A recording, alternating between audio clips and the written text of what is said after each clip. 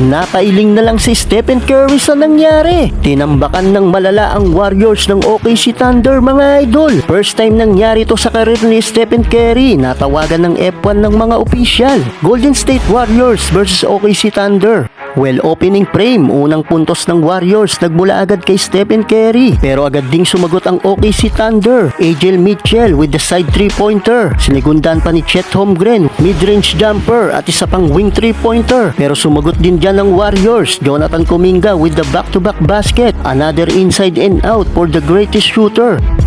Kaso heto na ang reigning MVP Shai Gilgeous-Alexander. Bumitaw ng isang tres at isa pang riding layup and one. Heto mga idol, papatapos na lang ang first quarter. Nag-commit pa ng foul si Stephen Curry. Mali ang landing ng paa ng greatest shooter, kung saan nasa landing space siya ng kalaban. Kaya ayun, natawagan tuloy siya ng playground penalty 1. First time to nangyari sa karir ni Steph na matawagan ng F1. Sa nangyaring ito, 3 free throw plus ball possession pa ng OKC. Kaya naman nakuha ng Thunder ang 9 points lead, 34-25. Pagdating ng second frame, heto na si Moses Moody. Bumitaw agad ng isang tres para sa Warriors. Pero heto na naman ang OKC, back-to-back shooting ang kanilang isinagot. Tambak na ang Warriors, lamang na ng double digits ang Thunder. Hirap na ang Warriors humanap ng momentum. Bagamat nakakasagot pa naman sila, ay hindi nila mapigilan ang opensang isinasagot ng Thunder. Pumalo na sa 20 ang tambak ng Warriors. Solid ang ball rotation ng Thunder. Halos lahat sila ay kumakana ng puntos. Kaya nagtapos ang second frame na hawak ng Thunder ang 19 points lead, 44-63 halftime.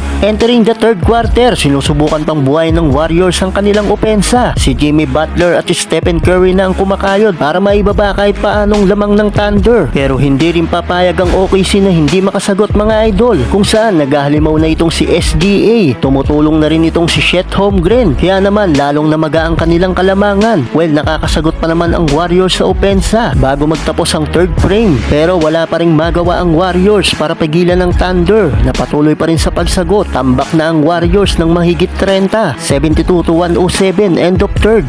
Well, maagang pinagpahinga ni SGA si Stephen Curry sa fourth quarter dahil tambak na ang Warriors. Hindi na pinaglaro si Stephen Curry. Suko na ang Warriors mga idol. Kaya puro bench player na lang ang kanilang pinaglaro. Well, hindi na talaga nakaahon ng Warriors. Kaya sa uli, nakuha ng Thunder ang panalo sa isang blown out win. Final score 102-126.